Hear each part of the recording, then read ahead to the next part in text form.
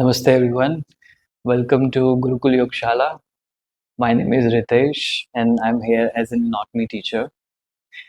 Today we're going to look at this subject called functional anatomy, and we're going to look at why it is important, specifically if you're looking for any yoga teacher programs, and how does it different than other anatomy we basically look at our school in our colleges. Yeah.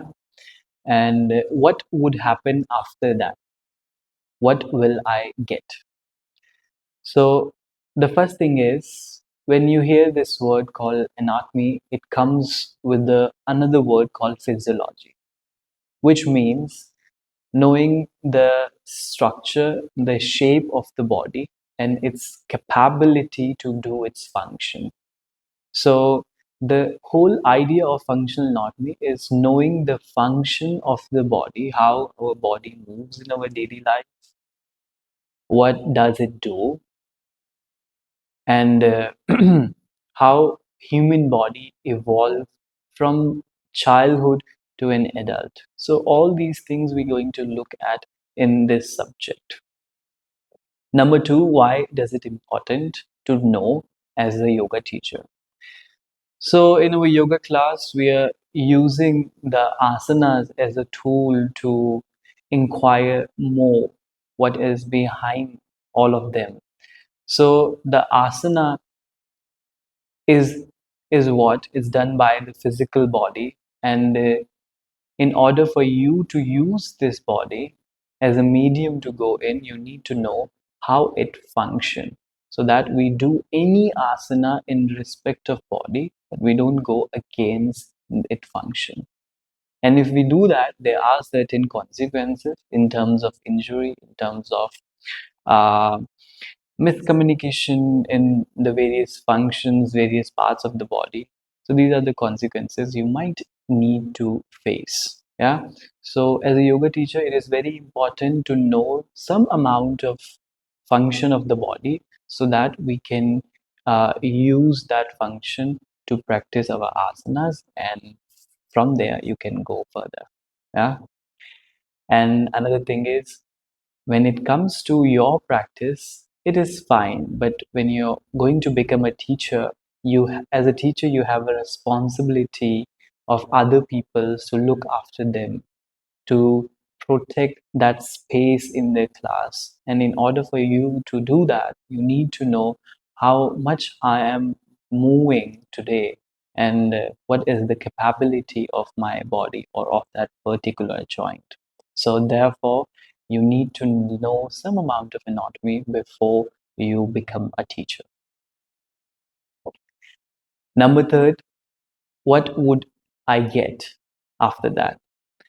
Now, when you know how the body is functioning, you don't need to know any alignment of the pose, or I might say the body doesn't have an alignment, but what does it have is the fluidity, mobility, lubrications. All these are the functions of our human body. Yeah, the pose might have the alignment, but the body doesn't have the alignment because we are the living being. Yeah.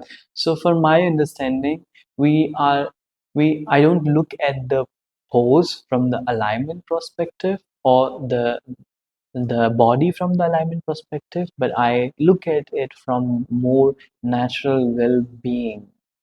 So we learn the function of the body, and thereafter there's a pose, but not other way around. Not the pose first and then later the body.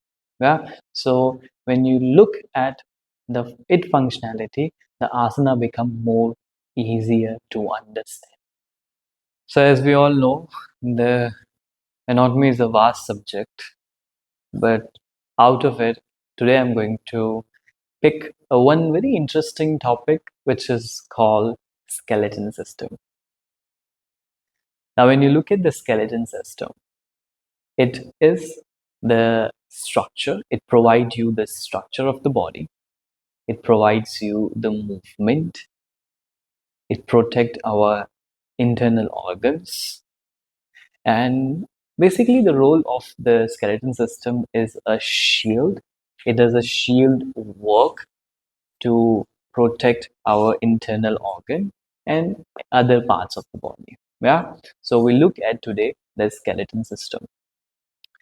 Now, if you look at the skeleton system, you have two, it's a system of bones first, and you have the overall bones you have in your body is 206 as an adult. But when you're a child, you're a baby, you have more than 206, you have 300 bones. Now, what happens to the bones when you're growing up? Are they falling apart? No. When we are a baby, we have more bones because they were not actually a bone, they were most of cartilages. And when you're growing up, what happened to the bones is, or what happened to the cartilages, they fuse together and make a bone or become a bone.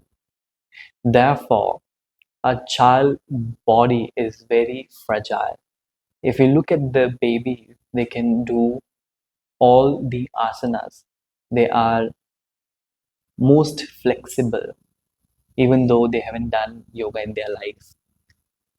What happens is when you are growing up, the cartilages coming and becoming as one, now the body has some amount of stability in it.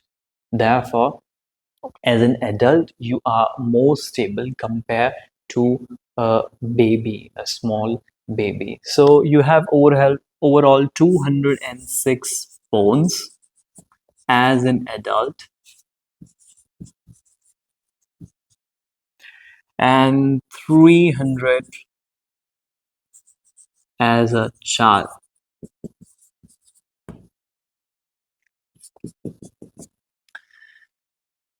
Another thing, along with the bones, it contains your ligaments.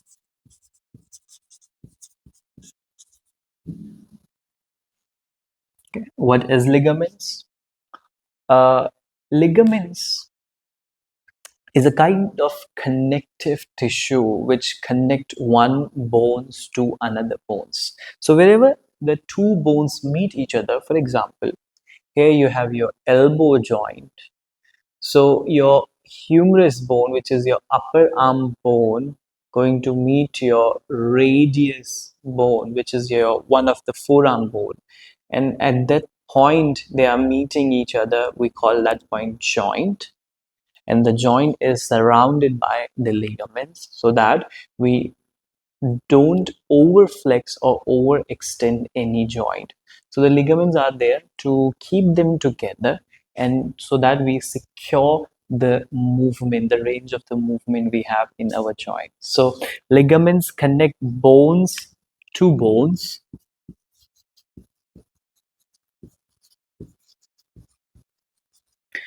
and your tendons, they connect bones to the muscles. Okay. What is tendons? It works same like your ligament. The ligament connect bones to bones. So wherever though two bones they are meeting each other, there you're gonna find the ligament. But the tendons, if you look at the muscle, any muscle, for instance, look at the muscle of your upper arm called bicep muscle. Now wherever the muscle end, there the tendon begin.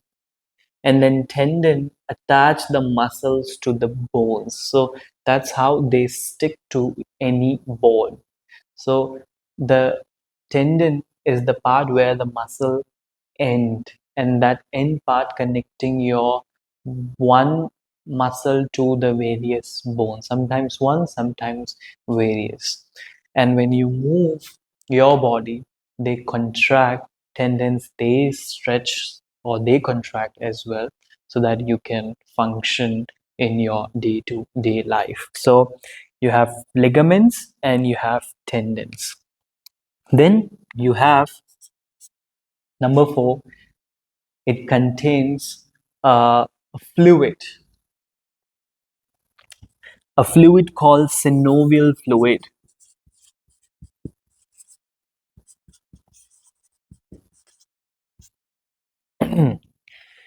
Now, when there's a two bone, for instance, when the two bones they are joining each other, that part we call it joint. Joint is surrounded by the ligament, but there's a fluid as well. Whenever you move any part of the body, the two bones they are rubbing each other, and there is a fluid in between the bones so that they don't create friction in between. If you don't have that fluid, your bones start rubbing against each other, and then we you feel a pain or cramp sometimes. Yeah, a very impingement in the joint. So all these are the signal that the fluid, the amount of fluid is not sufficient in the joint. For instance, many times we hear about arthritis, rheumoarthritis, osteoarthritis. So it's a condition where the joint gets swollen. Now, how the joint get inflammation? Because the bones they are rubbing against each other, and when they are rubbing against each other, they create friction. And when they create friction, then there's a swelling in the joint. Now it's like a same. So it's a sign that you are not having enough amount of fluid in between the joints. Now, how I can help them as a yoga teacher? The thing here is our body is very smart, smarter than we think. One of the function of the body is the self healing. It has a function of self healing. It can heal by itself. Now, when there is no fluid, it can create fluid depending on the movement, the amount of movement you're doing, depending on the food you're having, and the surrounding you live in. So, how I can help them as a yoga teacher? Through the movement. Remember, when you do your asana practice, what you're doing, you're moving your body in various directions, the front, the sides, the back. You are using the various types of joints, and when the joints they start moving, they start secreting fluid into the joint, and that's how you can build strength and secure your uh, any joint. Yeah, so the fluid helps you to move or helps two bones to rub against each other. Yeah, okay. Then other than that, what does it contain is your tooth. You have a 32 teeth possibility, and they are also the part of your skeleton system. Yeah, so these are the things, very small facts about skeleton system. Now let's look at the bones of skeleton system.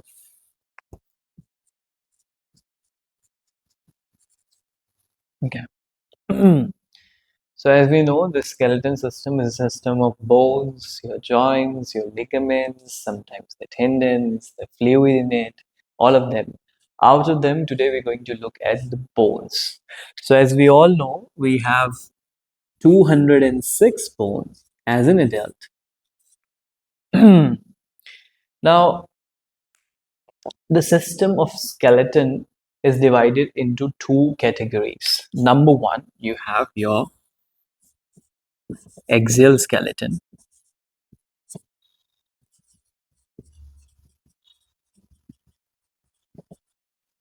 and then number two, you have your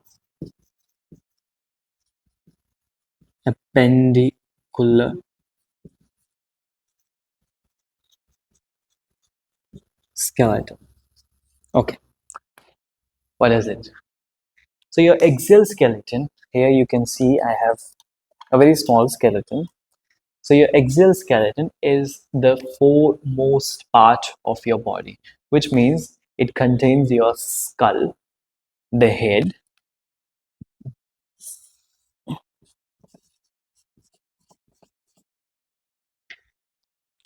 then it contains your thoracic cavity, which is your ribs, your sternum bone in front, yeah.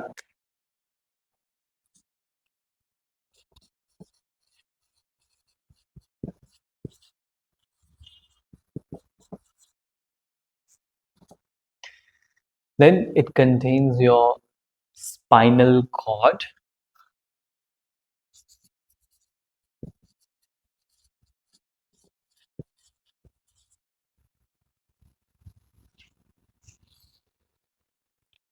and there's another bone which stays somewhere here, where's your neck, a bone called hyoid bone. Hyoid bone. It also contains that. The hyoid bone is the only bone which doesn't connect to any part of the body, but it stay here. So it's a kind of peculiar bone, I would say, yeah, because it doesn't join any other bone. All right. So you have skull, you have thoracic cavity, you have spinal cord, and you have your hyoid bone. Then we have appendicular skeleton, which I consider the secondary skeleton, which means it contains your limbs, the upper limbs, the arms, the legs. So you have pair of arms, and similarly you have pair of your legs. Then if I turn this other way around, you have a pair of shoulder blades, the scapula,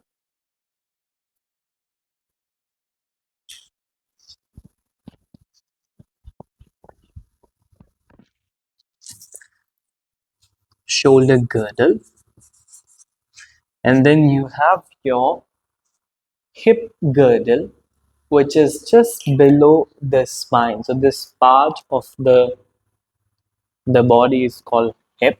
So you have a pair of hip, and the whole hip we call it a girdle of the hip. So you have your pelvis girdle.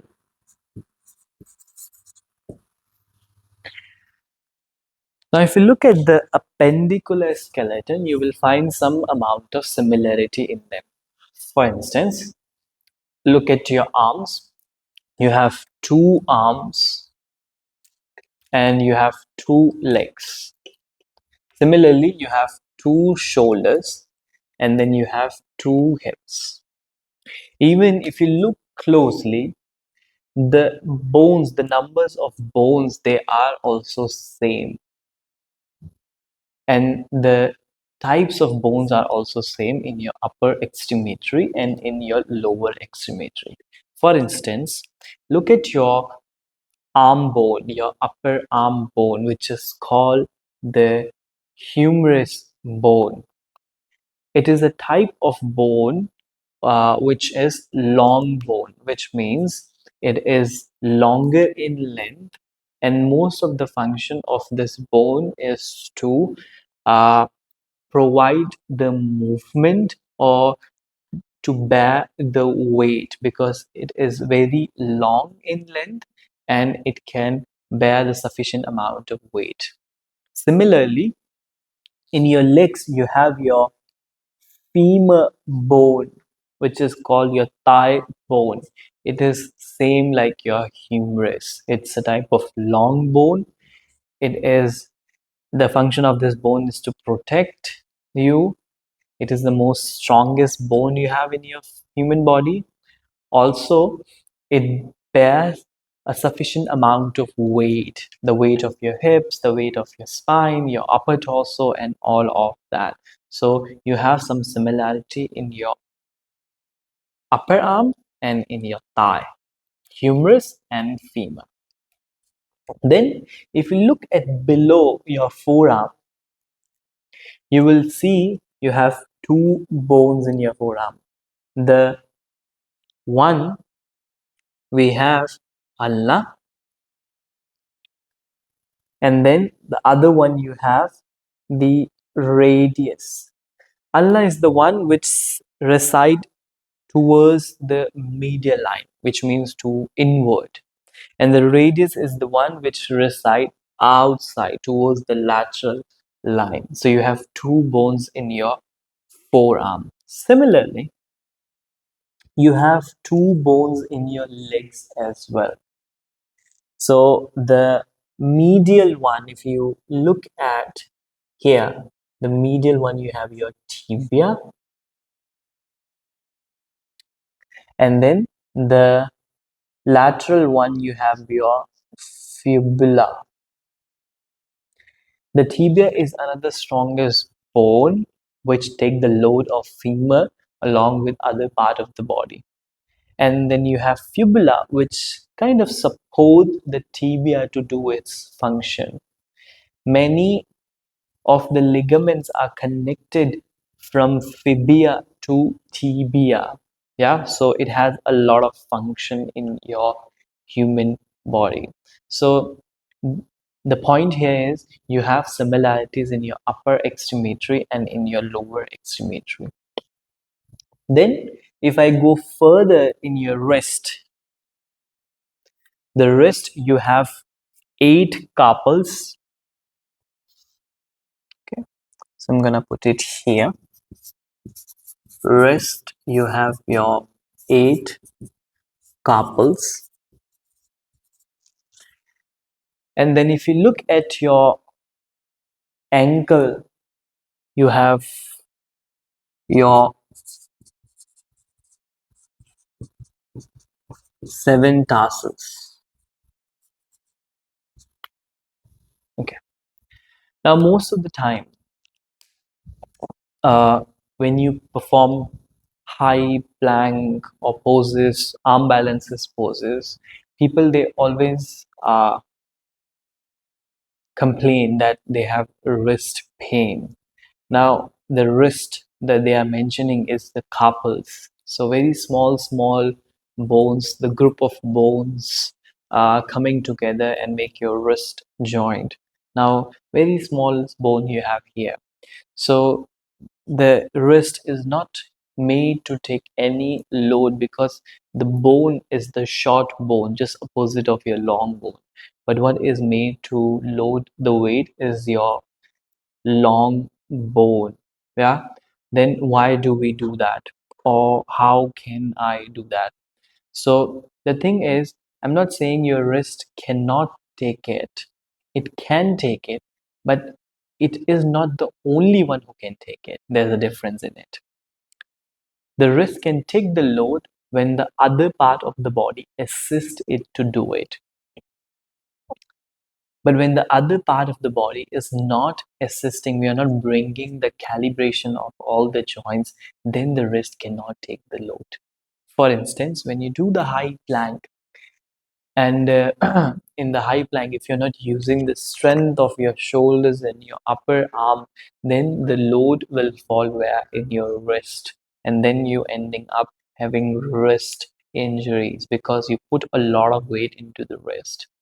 Instead, if you allow your upper arm and the shoulder blades to take the load back, then there is no or maybe lesser weight in your wrist. And that's how you can do the poses like arm balances poses.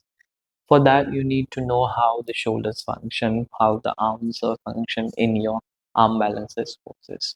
Yeah, so it is very important how we use the body and what is our point to bring these movement in our asanas. Yeah, so what I was saying is the wrist and the tarsals. Now, when you look at the tarsals, the ankle, most of the time when you do standing asanas, the ankles they play a very big role. They are the one who take the load of the body. So therefore, the ankle, the bones you have in the ankle, which is tarsals, and the number of bones is seven, the group of bone. Now, because they have to take the load of the body, even though they are the short bones, but the size is more bigger compared to the rest because they have to take the load of the body.